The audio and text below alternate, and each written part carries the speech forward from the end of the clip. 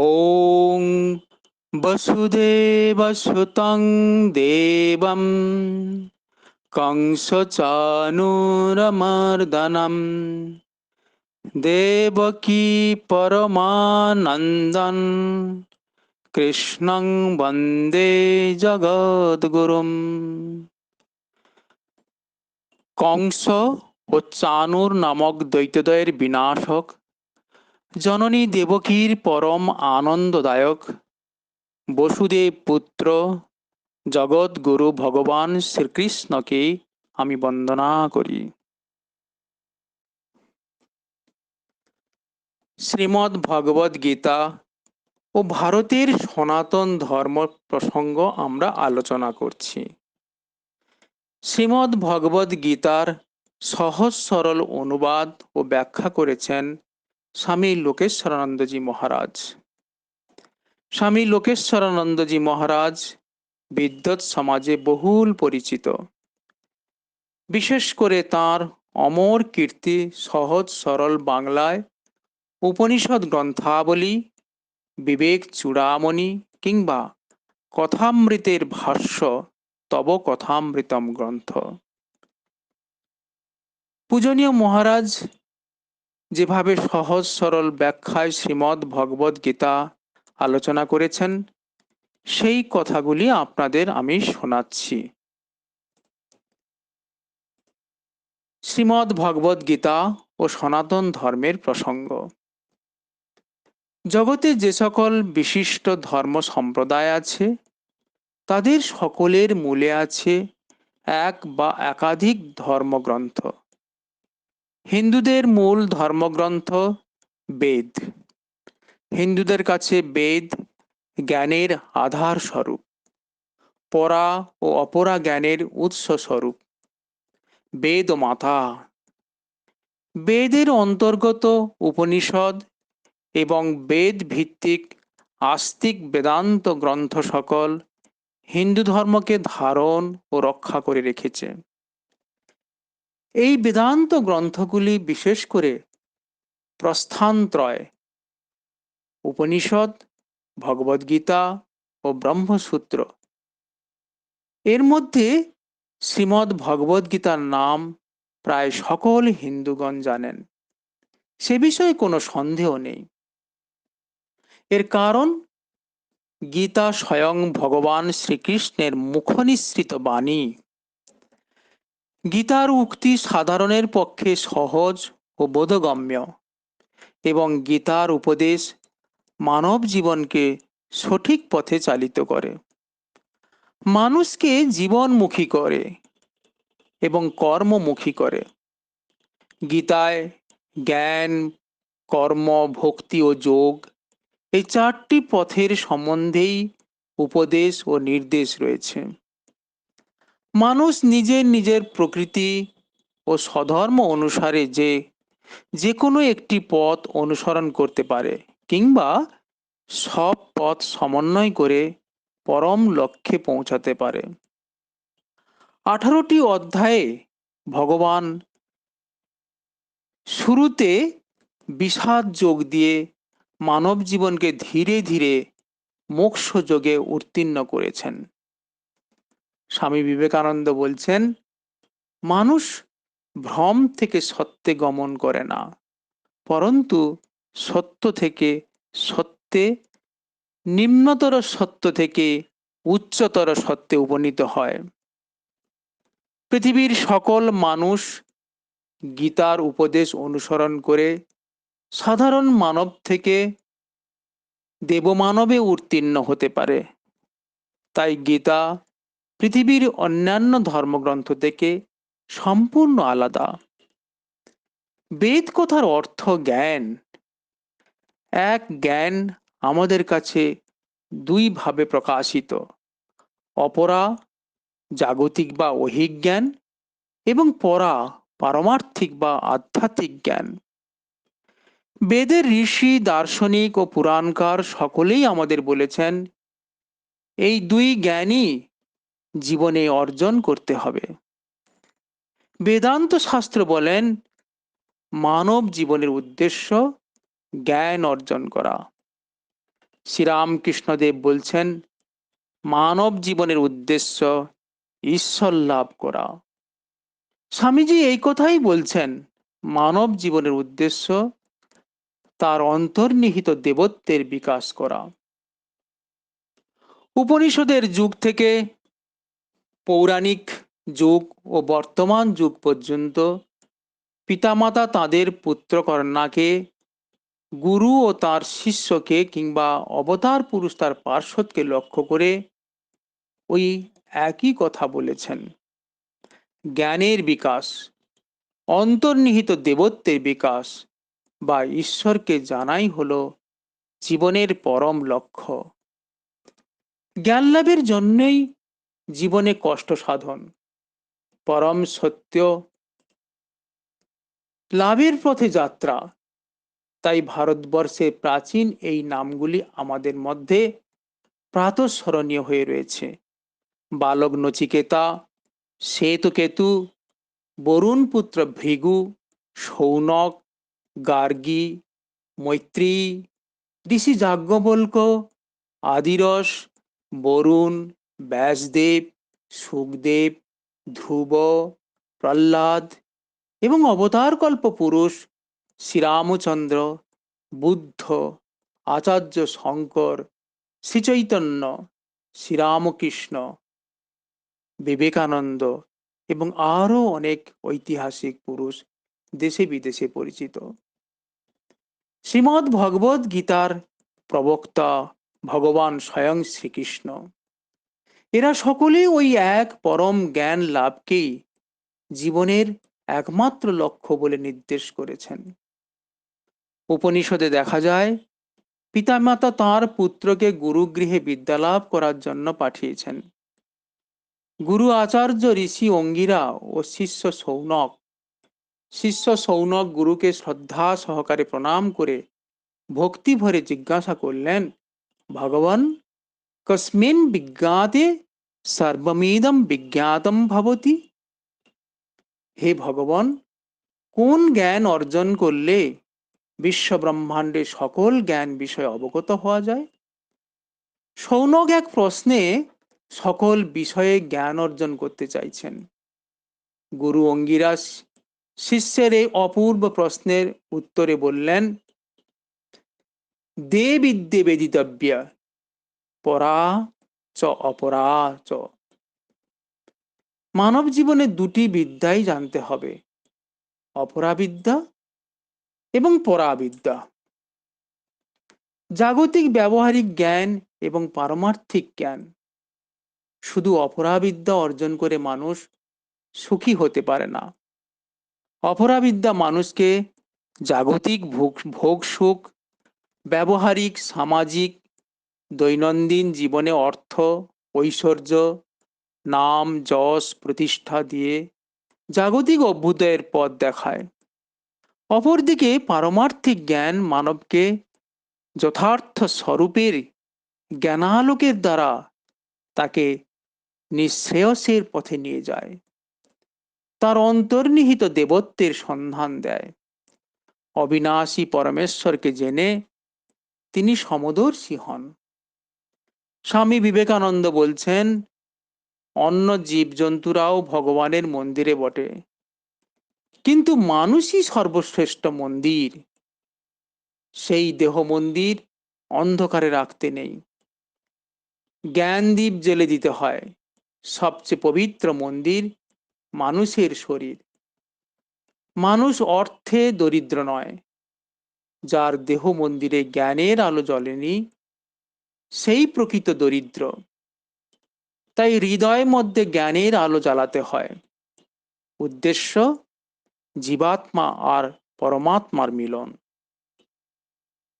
দেহাভিমানী আমি হলো জীবাত্মা, অর্থাৎ ছোট আমি, কাঁচা আমি। আর পরাত্মা হলো যে আমি দেহ অতিরিক্ত, যে আমি সর্বভূতে বিরাজ করছে, সকলের মধ্যে যে আমি, সমষ্টিগত আমি, সেই হচ্ছে পরমাত্মা। সমস্ত যোগের উদ্দেশ্য জীবাত্মা ও পরমাত্মার মিলন। দেহাভিমানী অহংবোধ থাকলে নিজেকে তখন মনে করছি ক্ষুদ্র, দুর্বল, ইন্দ্রিয়ের বশ, দেহের বশ।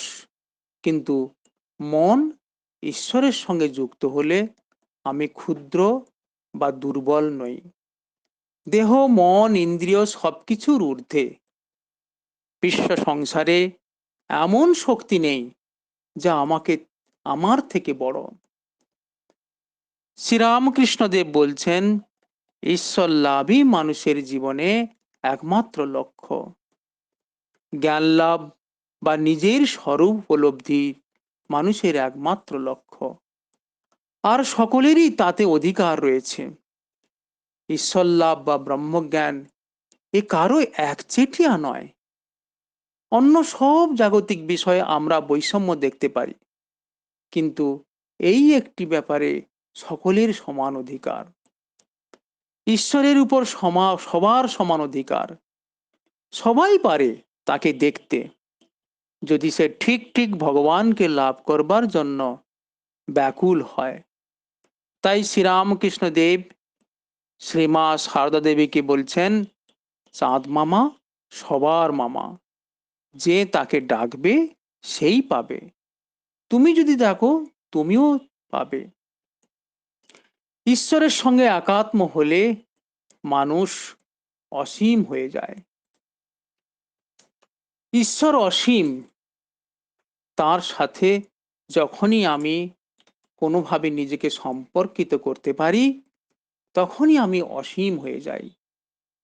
স্বামী বিবেকানন্দ বলছেন, হয় বলো সবই আমি, না হয় বলো সবই তুমি। ভক্ত বলে, ভগবান তুমি অর্থাৎ ঈশ্বরই সব। জ্ঞানী বলে সবই আমি অর্থাৎ সবই ব্রহ্ম, আমিও ব্রহ্ম। এই আমাদের প্রকৃত পরিচয়। এই পরিচয়টি আমরা ভুলে আছি, তাই এত দুঃখ পাচ্ছি এবং নিজেকে ক্ষুদ্র ছোট মনে হচ্ছে। শ্রীরামকৃষ্ণদেব বলছেন, জীবনের পরিচয় প্রতিষ্ঠিত হওয়া, আর সেই পরিচয় লাভের যোগ্যতা বা অধিকার আমাদের সকলেরই আছে। সকলেই আমরা ঈশ্বর লাভ করতে পারি বা ব্রহ্ম উপলব্ধি করতে পারি। বাস্তবিক সব জ্ঞান সম্পদ তো আমারই ভিতরে। এই দেহকে তাই মন্দির বলা হচ্ছে, কারণ এই দেহের ভিতরে তিনি, যিনি দেহাতীত, অসীম পরমাত্মা।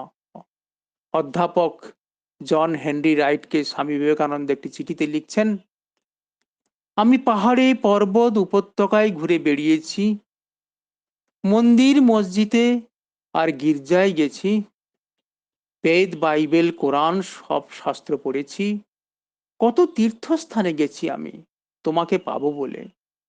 বাইরে তোমাকে খুঁজেছি, পাইনি। তোমার কণ্ঠস্বর আমি শুনেছি, কিন্তু কোথায় তুমি বুঝতে পারিনি। শেষে আমি একদিন আবিষ্কার করলাম, তুমি আমারই হৃদয়ে, আমার মধ্যে থেকেই আমাকে ডাকছো। শ্রীকৃষ্ণ ভগবান গীতায় বলছেন, ঈশ্বর সর্বভূতানাং হৃদ্দেশে অর্জুন তিষ্ঠতি। সবার অন্তরে তিনি রয়েছেন, চিরকাল রয়েছেন, রাজার গৌরবে তিনি সেখানে বিরাজ করছেন, কিন্তু আমি তা জানি না। বাইরে তাকে খুঁজছি, কেউ কেউ আবার মোটেই খুঁজছে না। আমাদের সকলের ভিতর ঈশ্বর রয়েছেন, অথচ আমরা তা জানি না। ভগবান মানব রূপ ধারণ করে আমাদের শিক্ষা দেন। আমাদের সত্যদ্রষ্টা ঋষিরা অথবা প্রকৃত গুরু আমাদের চোখ খুলে দেন, দেখাতে শেখান যে আমাদের হৃদয়ের মধ্যেই তিনি অর্থাৎ ঈশ্বর বিরাজ করছেন। তারা যে বাইরে থেকে একটা জিনিস এনে আমাদের হাতে তুলে দেন তা নয়, যা সবার মধ্যে রয়েছে সেই শক্তি আমারও মধ্যে রয়েছে, তাকে জাগ্রত করে দেন। এখানে আচার্য ভগবান শ্রীকৃষ্ণ এবং শিষ্য রাজপুত্র শ্রেষ্ঠ যোদ্ধা অর্জুন, শ্রীকৃষ্ণ অর্জুনকে পরাবিদ্যা শিক্ষা দিচ্ছেন। সেই পরাবিদ্যা বা ব্রহ্মবিদ্যার নাম গীতা, শ্রীমৎ ভগবদ গীতা। সংক্ষেপে আমরা যাকে গীতা বলি, তার সম্পূর্ণ নাম শ্রীমদ্ ভগবত গীতা, অর্থাৎ ভগবান শ্রীকৃষ্ণ কর্তৃক কথিত বা গীত আধ্যাত্মিক শাস্ত্র। মানুষকে ঈশ্বরমুখী ও কর্মমুখী করাই এই শাস্ত্রের মূল উদ্দেশ্য। গীতার বিষয় ব্রহ্মজ্ঞান বা ব্রহ্মবিদ্যা। গীতায় ভগবান ব্রহ্মজ্ঞান লাভের পথের শিক্ষা দিয়েছেন। অর্জুনকে লক্ষ্য করে ভগবান সমগ্র মানব জাতির উদ্দেশ্যে ওই শিক্ষা দিচ্ছেন। জাগতিক বিষয় চিন্তা থেকে চৈতন্যের চিন্তায় মনের মোড় ফিরিয়ে দেওয়াই উদ্দেশ্য। চৈতন্যের উপলব্ধি মানুষকে আত্যন্তিক সুখ ও শান্তি দিতে পারে। মানুষ নিজ নিজ কর্মক্ষেত্রে থেকে স্বধর্ম পালন করেই ব্রহ্মজ্ঞান উপলব্ধি করবে। তাই ভয়ঙ্কর যুদ্ধক্ষেত্রে ভগবান অর্জুনকে ব্রহ্মজ্ঞানের শিক্ষা দিচ্ছেন। ভগবান বলছেন, যুদ্ধক্ষেত্রে ক্ষত্রিয়ের স্বধর্ম যুদ্ধ করেই অর্জুন স্থিতপ্রজ্ঞ হবেন। এই উদাহরণই ভবিষ্যৎ সকল যুগে সকল মানুষের জীবন গঠনে একমাত্র সহায় হয়েও থাকবে। মানুষের মধ্যে যে দেবত্ব বা অনন্ত শক্তির আধার রয়েছে, মানুষ নিজের পুরুষকারের দ্বারা স্বধর্ম পালন করে বা সেই দেবত্ব অনন্ত শক্তিকে নিজের মধ্যে প্রকাশিত করে অমৃতত্ব লাভ করবে। ভগবানের মুখ থেকে গীতারূপ অমৃত ধারা উৎসারিত হয়ে শুধু অর্জুনকেই মোহ থেকে মুক্ত করেনি, যুগ যুগ ধরে তাপদগ্ধ নরনারীর প্রাণকে শীতল করেছে। ভারতীয় দর্শনের মুকুটমণি হচ্ছেন বেদান্ত দর্শন, এবং এই দর্শনের তিনটি মূল আকর গ্রন্থ হচ্ছে উপনিষদ সমূহ, শ্রীমদ্ ভগবদ গীতা ও ব্রহ্মসূত্র। শ্রীমদ্ ভগবদ গীতা উপনিষদের সারভূতা এবং স্বয়ং একখানি উপনিষদ। গীতা আমাদের সবার কাছে স্নেহময়ী, জননীর মতো হিতকারিণী। গীতার বাণী নিখিল মানবের কর্ণে নিত্যকাল অমৃত বর্ষিণী। গীতার ধ্যানেও বলা হয়েছে, হে মাতো, আপনি স্বয়ং ভগবান শ্রীকৃষ্ণের মুখ নিঃসৃতা। প্রাচীন মুনি ব্যাসদেব কর্তৃক মহাভারতে গ্রথিতা। অষ্টাদশ অধ্যায়ে বিভক্তা অদ্বৈত তত্ত্বরূপ অমৃত আপনি বর্ষণ করেন। আপনি মুক্তিদায়িনী ভগবতী। আমি আপনার ধ্যান করি। ভগবদ গীতার বাণী সনাতনী, সর্বদেশের সর্বকালের মানুষের হৃদয়ে গ্রাহিনী। তাই এই গ্রন্থখানির গৌরব আজও অম্লান আছে এবং ভবিষ্যতেও থাকবে। ভারতের প্রাচীন ও মধ্যযুগের আচার্যগণ এবং আধুনিক কালের ভারতীয় ও পাশ্চাত্য মনীষীগণ গীতার উপর কত নব নব চিন্তার আলোকপাত করেছেন। তবু গীতার ব্যাখ্যা আজও শেষ হয়নি, কোনো দিন শেষ হবে বলেও মনে হয় না। ব্যাসদেব রচিত মহাভারতের মধ্যে অত্যন্ত গুরুত্বপূর্ণ জায়গায় গীতা স্থান করে দেওয়া হয়েছে। ভীষ্ম পর্বে কুরুক্ষেত্রে পাণ্ডব ও কৌরবদের সৈন্যদল মুখোমুখি ব্যূহ রচনা করে দাঁড়িয়ে রয়েছে। এমন সময় অর্জুন তার সখা ও সারথি শ্রীকৃষ্ণকে অনুরোধ করলেন দুই দলের মাঝখানে রথ স্থাপন করতে। রথ স্থাপিত হলে অর্জুন হৃদয়ঙ্গম করলেন যে যাদের সঙ্গে যুদ্ধ করতে যাচ্ছেন তারা তাদের নিকট আত্মীয়। তাই তিনি ক্ষত্রিয়োচিত কর্তব্য পালনে প্রত্যাখ্যান করে বলে বসলেন, আমি যুদ্ধ করব না। শ্রীকৃষ্ণ তখন তাকে স্বধর্ম পালন ও কর্তব্যে প্রণোদিত করতে উপদেশ ও নির্দেশ দিতে আরম্ভ করলেন। ভগবান শ্রীকৃষ্ণের প্রজ্ঞাপূর্ণ উপদেশাবলী নিয়েই শ্রীমদ্ ভগবদ গীতা। তাই গীতার ভূমিকা, পরিক্রমা ও দার্শনিক দিক চিন্তা করতে গেলে আমাদের সামান্য ভারতের সনাতন ধর্মের পরিচয়েরও প্রয়োজন রয়েছে। আমরা পরের ক্লাসে সেই সনাতন ধর্মের পরিচয় নিয়ে আলোচনা করব। হরি ওং তৎসৎ। ওং কৃষ্ণায় বাসুদেবায় হরয়ে পরমাত্মনে প্রণত ক্লেশনাশায় গোবিন্দায় নমো নমঃ। ভগবান শ্রীকৃষ্ণ বাসুদেব শ্রীহরি পরমাত্মাকে আমি প্রণাম করি। ক্লেশনাশক জগতাত্মা শ্রী গোবিন্দকে আমি পুনঃ পুনঃ নমস্কার করি।